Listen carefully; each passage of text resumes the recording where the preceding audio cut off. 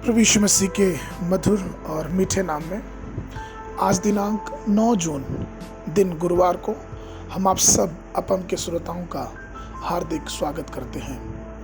आज के दिन के लिए जो वचन है वो लिया गया है रोमियो की पत्री उसका 8 अध्याय 33 पद। वचन इस प्रकार से कहता है, परमेश्वर के चुने हुओं पर दोष कौन लगाएगा? परमेश्वर वह है जो उनको धर्मी ठहराने वाला है। प्रभु में मेरे प्रिय लोगों, इन दिनों पूरी दुनिया आरोप प्रतिरोप से भरी हुई है।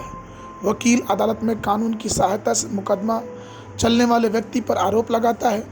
एक देश दूसरे देश पे आरोप लगाता है। राजनीतिक दल एक दूसरे पर आरोप प्रत्यारोप लगाते रहते हैं। पड़ोस के लोग या यहाँ तक कि एक ही परिवार के सदस्य एक दूसरे पर आरोप लगाते हैं। आध्यात्मिक दुनिया में भी विश्वासी और परमेश्वर के सेवक एक दूसरे को दोष देते हैं और आरोप लगाते हैं, जो बहुत ही शर्मनाक है। परमेश्वर के लोगों, यहाँ तक कि आपके अपने जीवन में भी बहुत से लोगों ने आप पर आरोप लगाने के लिए, आपको आहत करने के लिए गलत शब्दों का प्रयोग किया होगा।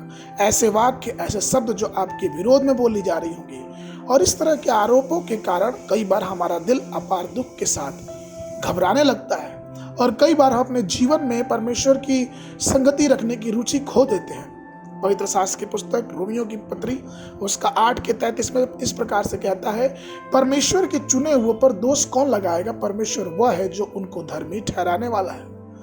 हम जब ये देखते हैं कि दानियल के दिनों में बाबुल के हाकिमों और अधिपतियों ने दानियल पे किस प्रकार का दोषारोपण कर दिया, लेकिन वचन ये कहता है कि वो सफल नहीं हो पाए और उन्होंने निश्चय तो कर लिया था कि वो दानियल को बदनाम करेंगे, लेकिन वो अपने योजनाओं में सफल नहीं हो पाए, क्योंकि दानियल जो था वो किसी प्रकार से राजा की व्यवस्था के विरोध काम नहीं करता था। लेकिन फिर भी उसको दूसरी बातों में फंसा कर शेर की मादों में डाल दिया गया।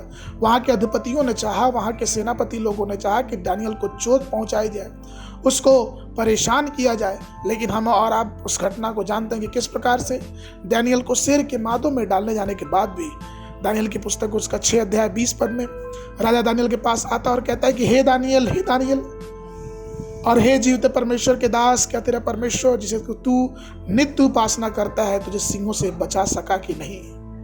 और दानियल का प्रत्युत्तर हम पढ़ते हैं कि उसने कहा, हे मेरे परमेश्वर ने अपना दूत भेजकर सिंहों के मुंह को ऐसा बंद कर रखा कि उन्होंने मेरी कुछ हानि नहीं की। इसी कारण यह है कि उसके सामने निर्दोष पाया गया, और हे राजा तेरे सामने मैं भी कोई भूल नहीं की। यद्यपि दानियल ने पुरुषों के द्वारा लगाए गए आरोपों के सामने वो धर्मी ठहरा, लेकिन इन सब का बातों के बीच हम ये देखते हैं कि परमेश्वर दानियल के साथ उसके आरोपों में भी था।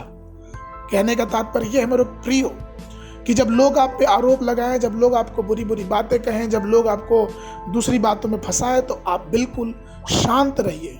आप प्रभु पे अपने नजरें बनाए रखिए, क्योंकि वो परमेश्वर है जो हमें आरोपों में भी शांति देने वाला है, क्योंकि वो अपनी दृष्टि में हमें बचाए रखता है, संभाले रखता है और हमें ऊंचा उठाता है। इसलिए आइए हम अपने आरोपों में परमेश्वर में विश्वास करें, क्योंकि वो आरोपों में शांति देने वाला जिंदा खुदावन है।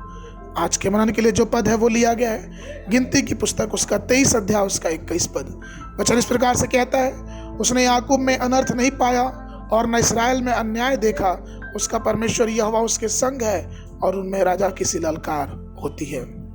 बाइबल पढ़ने के अध्ययन के लिए सुबह के समय दूसरा इतिहास की पुस्तक उसका 32-33 अध्याय, संध्या के समय यूहन्ना रचित सुसमाचार उसका 18-19 से लेकर 40 पद तक। परमेश्वर आप सबको बहुत आशीष देने पाए।